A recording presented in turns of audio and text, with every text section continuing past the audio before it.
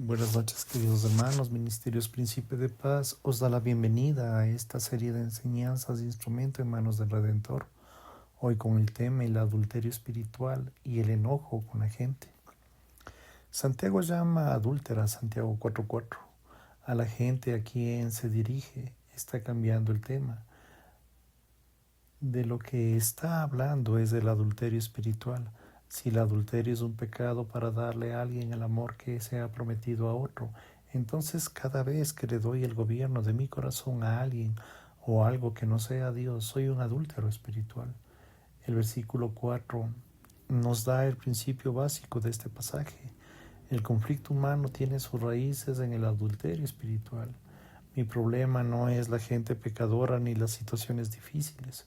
Mi problema es que doy algo a otra cosa, que el amor que me pertenece a Dios es mi propio adulterio espiritual y el que me hace estar enfadado con usted. Si se mete en mi camino de lo que yo anhelo, entonces arremeto contra usted. Esta batalla tiene lugar en nosotros todo el tiempo. Todos tenemos o tendemos a adorar y a servir a las cosas creadas antes que al Creador. Romanos 1:25. Si usted tiene que entender lo que hace, si usted se enoja, si usted tiene que buscar su propio corazón. Santiago señala que todo es verdad en nuestras relaciones horizontales, también es verdad en nuestras relaciones con Dios. Si mi corazón se rige por el deseo de una cosa deteriorada, esto afectará mi relación con Dios. Las dos maneras principales que podemos entender son, en primer lugar, esto determina mi actitud cuando oro, en lugar de una relación que sea el acto de adoración y sumisión a Dios. Haré oraciones egocéntricas y exigentes. Sí, es lo que oro.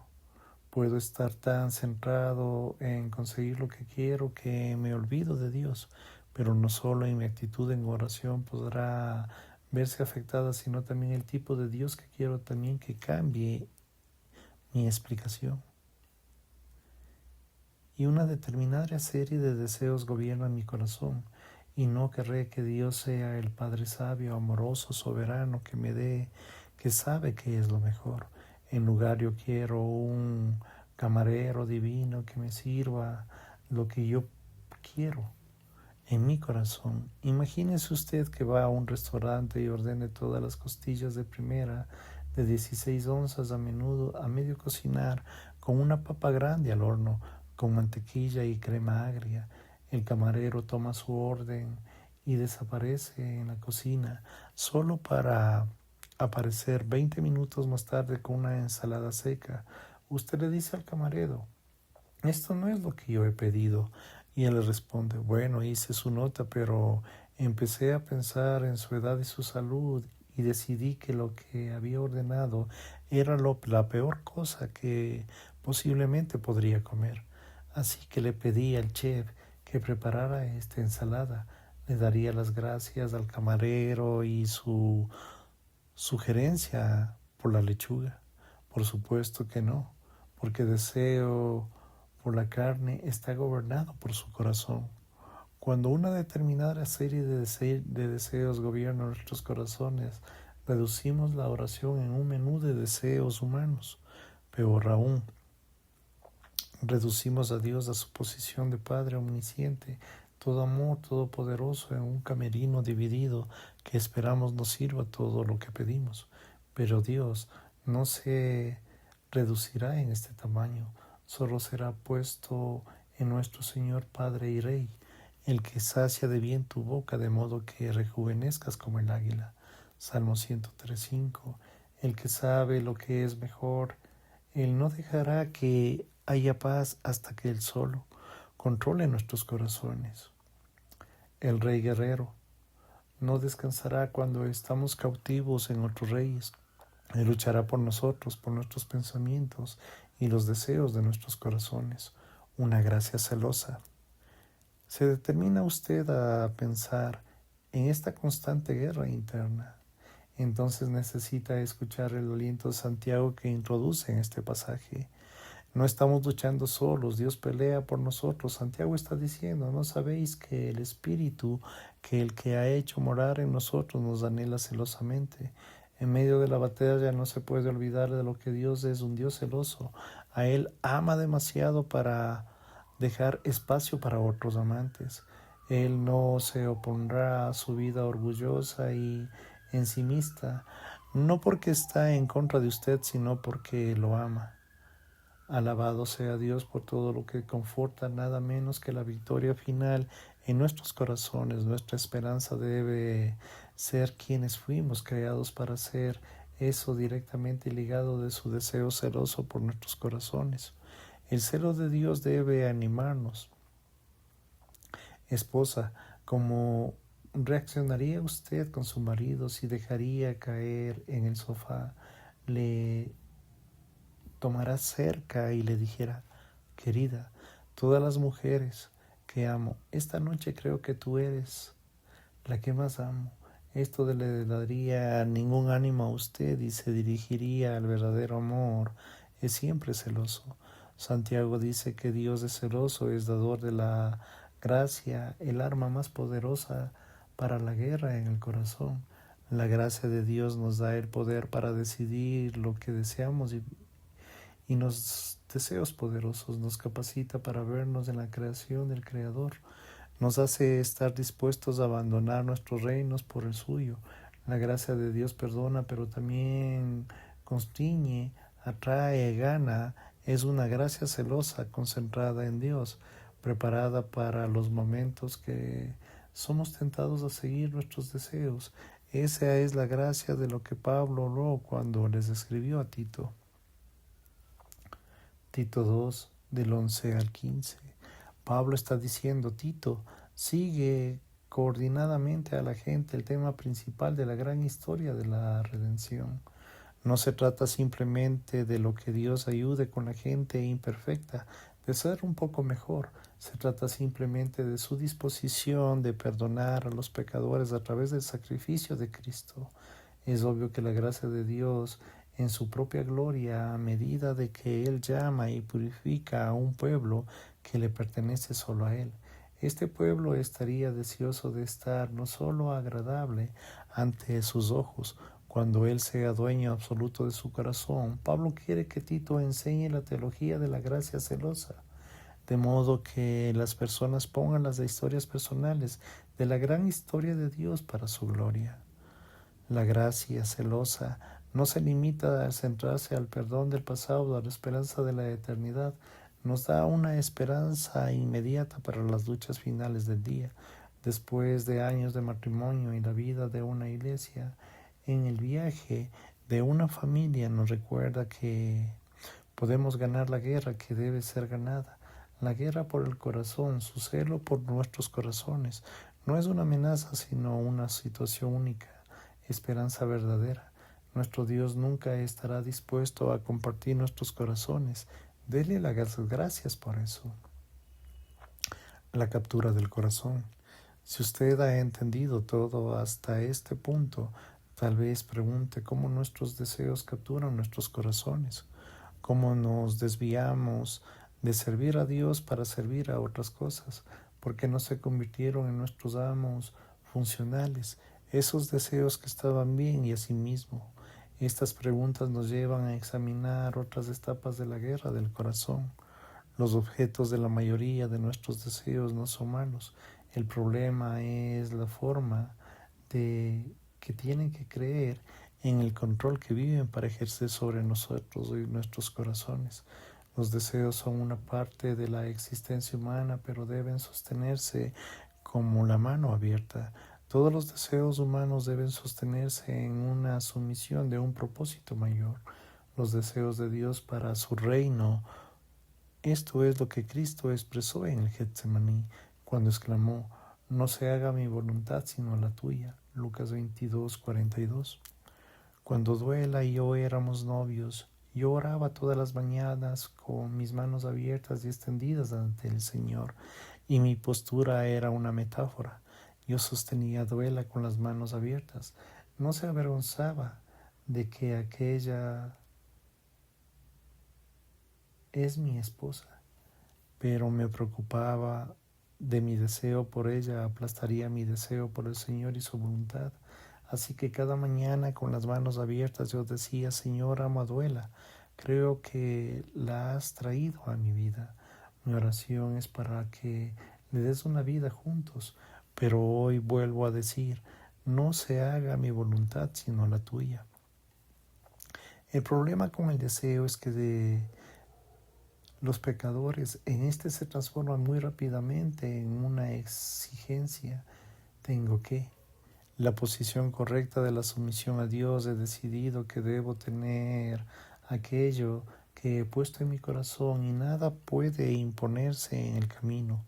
Yo no me conformo con el deseo de Dios para mí, sino que me siento amenazado porque la voluntad de Dios potencialmente se impone en el camino de mi exigencia.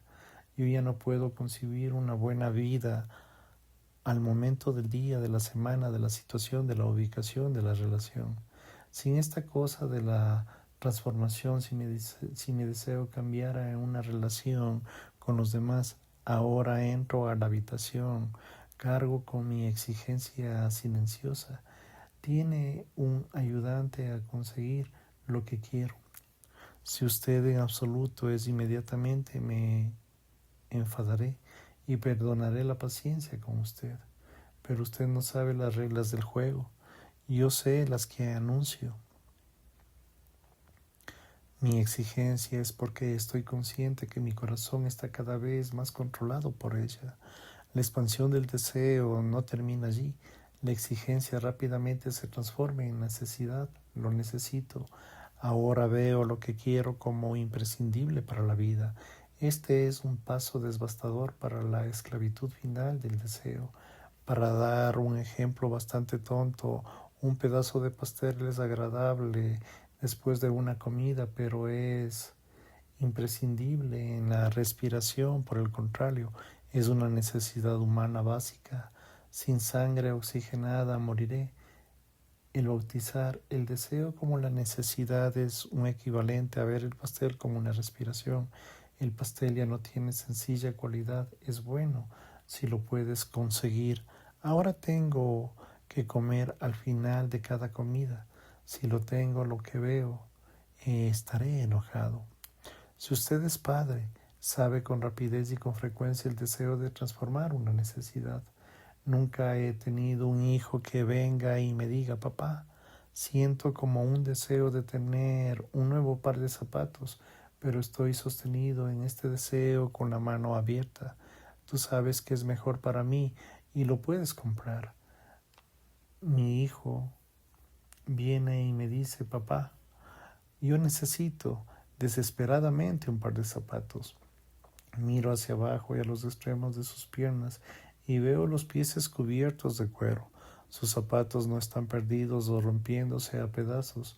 Al ver el lindo par de zapatos había provocado simplemente el deseo de un instante con los zapatos que eran vistos como algo con lo que no se podría vivir.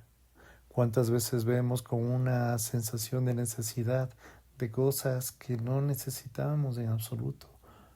Como en cambio esto en la gente, cuántas veces vivimos con una sensación de necesidad de las cosas que necesitamos en absoluto. Cómo cambia esto en la forma en la que vemos a nosotros mismos y a nuestra vida y a los otros y a Dios. Cuánta envidia, desánimo y amargura, y duele que Dios viene cuando nos convencemos de que nos negamos a las cosas que necesitamos para vivir una vida de servicio. Esta guerra silenciosa y muchas veces invisible por el corazón que libera todo el tiempo. Quizá algunas palabras que se utilicen más o mal es incorrectamente lo que la palabra es la necesidad.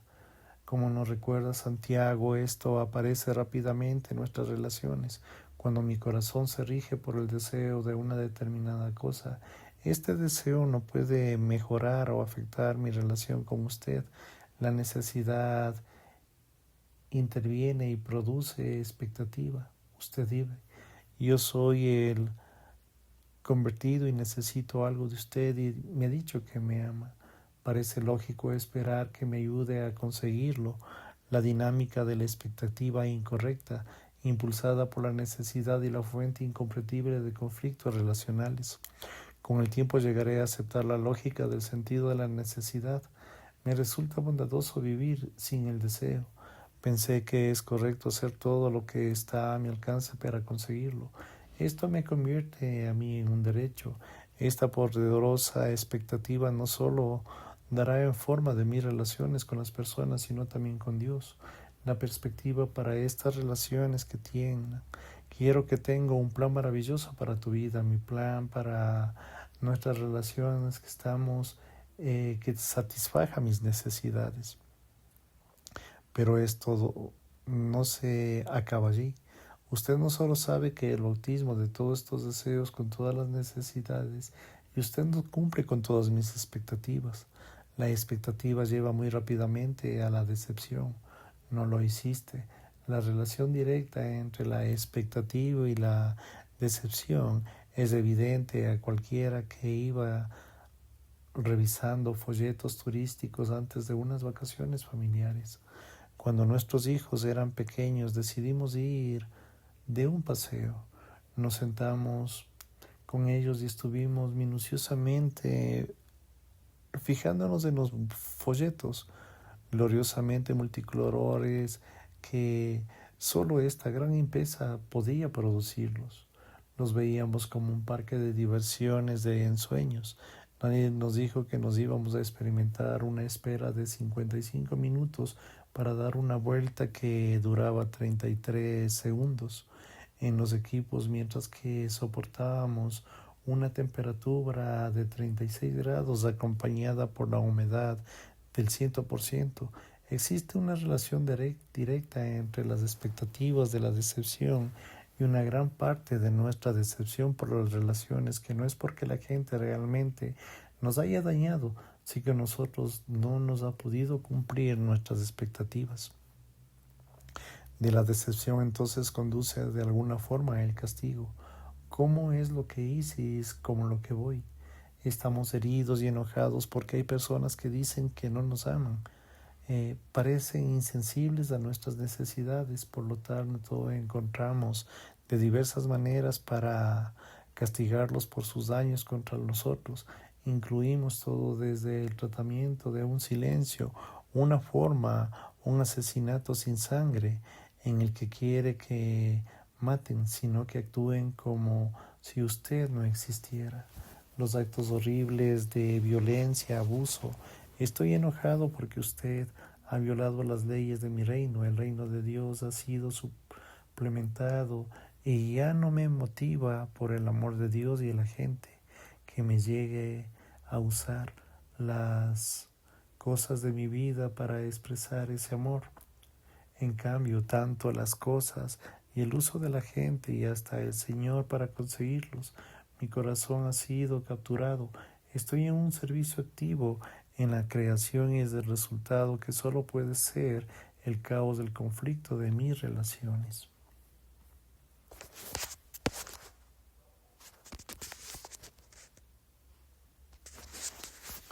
La limpieza humilde del corazón.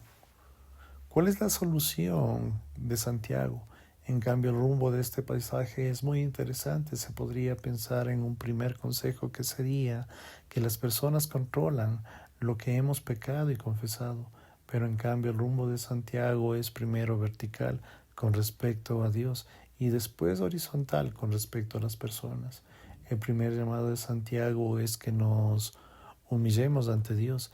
Estamos en una petición directa para que tratemos con la idolatría, adulterio espiritual de nuestros corazones. Si los conflictos humanos tienen sus raíces en el adulterio espiritual, entonces el cambio debe comenzar en nuestros corazones.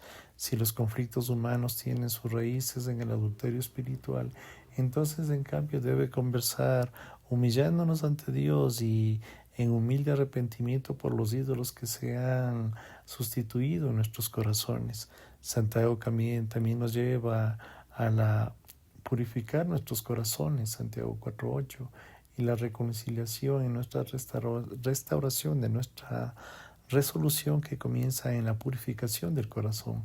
La ira, la injusticia que experimentan en el conflicto ocurrido son el resultado directo de nuestra idolatría del corazón. La lógica bíblica es más clara. No se puede guardar en un segundo gran mandamiento a menos que antes guardemos el primero. Solo la relevancia ante Dios y sometiéndonos a sus deseos podemos encontrarnos los unos a otros en paz y amor. Cualquier agente de cambio que se olvide de esta casualidad vertical será temporal y cosmética, pero hay promesas de la gracia y bendición en los que se humillan ante Él. Esta es la forma en que Dios produce el cambio. Todas nuestras relaciones humanas en base de la adoración, impulsadas por la adoración, el servicio activo al Creador o la creación, los problemas, es en las relaciones que tienen sus raíces en los problemas de la adoración, pero que no consisten en lo que Santiago es claro. Comiencen con Dios. Santiago ofrece una ventana mucha más para la ayuda y para comprender las luchas de nuestro corazón. Gálatas 5, 13-26 literalmente nos lleva a la esencia de nuestra, cómo se lleva a cabo esta lucha. Porque nosotros, hermanos, a libertad fuiste llamados, no solamente a que huyas de la libertad como una ocasión por la carne, sino servíos por amor los unos a los otros, porque toda la ley en esta sopra la palabra que se cumple: amarás a tu prójimo como a ti mismo. Pero si os mordéis y os coméis los unos a los otros, mirad que también los consumiráis los unos a los otros. Digo pues, amad en espíritu y no satisfagan los deseos de la carne, porque el deseo de la carne es contra el espíritu y del espíritu es contra la carne. Estos se oponen entre sí, pero no hay algo en lo que quisieras. Pero sois guiados por el espíritu y estás bajo la ley.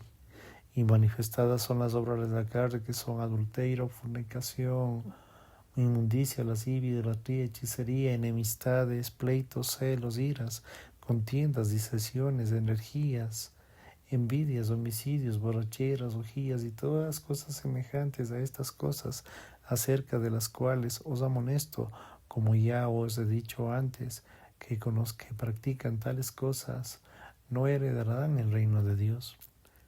Mas el fruto del Espíritu es amor, gozo, paz, paciencia, benignidad, bondad, fe, mansedumbre, templanza. Contra tales cosas no hay ley. Pero los que son de Cristo han crucificado la carne con sus pasiones y deseos. Si vivimos por el Espíritu, andemos también por el Espíritu. No nos hagamos vanagloristas, irritándonos los unos a los otros y enviándonos los unos a los otros.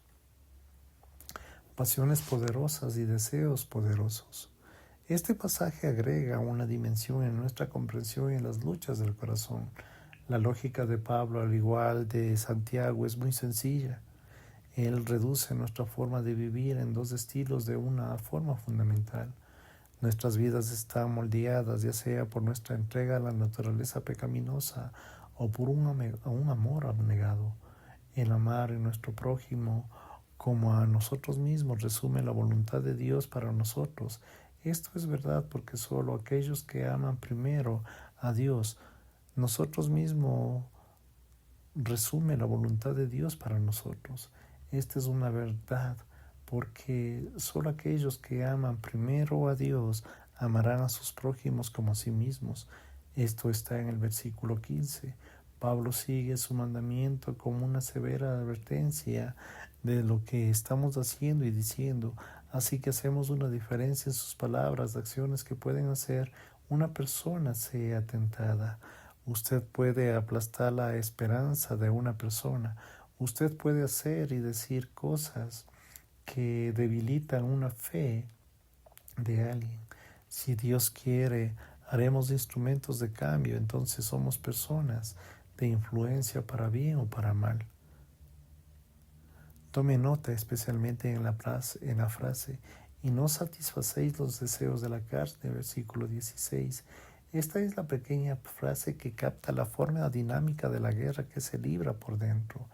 El resto del pasaje expone una verdadera naturaleza. En los versículos del 16 al 18, Pablo se refiere a sí mismo a una guerra en que Santiago, la guerra que por el control del corazón entre la carne y el espíritu, ¿qué significa satisfacer los deseos de la carne? Al disfrutar de algo o uno lo alienta, va a donde éste le guíe. ¿Qué significa todo esto en la vida cotidiana? El versículo 24. Pero los que son de Cristo han sido crucificados la carne y sus pensamientos y sus deseos. La inclusión de las palabras pasiones y deseos es muy útil cuando usted está en la situación de alguien experimentando emociones y motivaciones que son pasiones y deseos. Usted y yo experimentamos de una poderosa traición en nuestras emociones y deseos de todos los días. Debe dejarle un ejemplo extraordinario del fenómeno que ya pasamos en la mayoría de la parte de nuestro tiempo en pos de insignificantes que somos acerca de las luchas más importantes de la vida. Mi familia no tiene como alguien de mucha destreza para los trabajos y arreglos de la casa. De hecho, tengo una amplia documentada reputación como una persona muy ágil y competente para los arreglos. Al principio de mi matrimonio, nuestro fregadero de la cocina se tapó, en lo que quité el tubo de forma de V que estuvo en los fregaderos en el mundo tiene, que está abajo para hacerlo. Descubrí que estaba lleno de agua mientras yo hacía debajo del fregadero. Sostuve el tubo y tuve la idea brillante de tener un fregadero encima de mí. Voy a estirarme y echarlo allí. Así que extendí la mano y vacié el tubo, solo para recibir el chorro de agua en mi cara, ya que la tubería desinstalada y la captura de esa agua estaba en mi mano mientras yo yacía en la cabeza empapada. Puede escucharle a mi esposa riéndose con mucha felicidad. Este es mi nivel de habilidad. No debería ser una sorpresa de miedo que daba a las representaciones en el hogar, pero sí es una ocasión, un mecanismo, un cierre de nuestra contrapropuesta delante que no estaba funcionando correctamente. Vivimos en una casa vieja en donde todas las tareas simples a menudo resultan ser todo lo contrario. Sin embargo, no podríamos ignorar la puerta que prometí a Luciela que iba a ser arreglada. El sábado temprano por la mañana, las herramientas de mano, los delirios de pericia, me acerqué a la puerta rota y lo que debería haber tomado unos pocos minutos me llevó un día entero. Pero entendí, terminé la tarea y la puerta que estaba funcionando perfectamente y pensé el resto del día en un espíritu de celebración, satisfecho por mí mismo. El lunes Duela había olvidado que la puerta estaba arreglada y uno de nuestros hijos lo había dejado abierta. Cuando ella vino a la puerta se encontró abierta y cerró con un tirón que había hecho que cada día durante meses. Con el rápido tirón rompió de nuevo lo que yo había pasado todo un día entero arreglándole. Mientras conducía a casa me sentía ansioso por decirle a Duela, no es agradable volver a casa y encontrarme con la puerta batiéndose por el viento, pero cuando llegué al portal vi una puerta rota de nuevo, balanceándose hacia adelante y hacia atrás como siempre. En un instante en mi auto de satisfacción se me convirtió en una ira intensa. No podría creerlo después de todo el duro trabajo que había realizado. Yo quería encontrar al responsable y poner las herramientas en sus manos y decirle, no importa si te demoras un milenio, te darás cuenta que ese portal hasta que la puerta esté funcionando en perfecto estado. En Gálatas 5 es sobre lo que hacemos después de las cosas que están hechas, frente a las emociones y los deseos fuertes que haremos como hijos e hijas del Rey. Vamos a vivir en la esclavitud de la autoimpuesta ante nuestras emociones. Vamos a someternos en el dominio de nuestros deseos pecaminosos o vamos a arreglar las promesas del Evangelio y no volveremos a una dirección completamente distinta. Esta noche es lunes en el portal. Una guerra estaba en su apogeo. Sería gobernada por mi corazón o por el Señor, el amor servicial que Él me ha llamado, o sería gobernado por las pasiones poderosas motivadas por el deseo de mi carne. Por la gracia de Dios, yo acababa de llegar de impartir este material. Estaba muy consciente de la tentación de interrumpir en la casa y a tiro limpio, y estoy muy agradecido por el privilegio de trabajar con este material día tras día.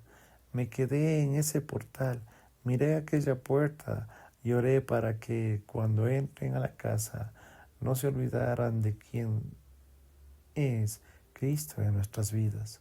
Este pasaje no solo se trata de la naturaleza de la lucha del corazón, sino que lleva del Evangelio desde la esfera de la teología abstracta hasta nuestra vida cotidiana. El hecho es que pensar que yo experimenté poderosas emociones y deseos, puedo decir no e ir contra la dirección y decir que todos los recursos son míos en Cristo. El espíritu guerrero mora en mí. Versículos 16 al 18, y lucha contra mi carne. Él viene con poder y gloria en mi corazón. Yo también elegí ir en donde Él me guíe en vez de darle todas las pasiones y deseos de la carne que llevarían. También he dicho y he sido y he entendido a Cristo crucificado en el versículo 24. Cuando Cristo murió, yo morí.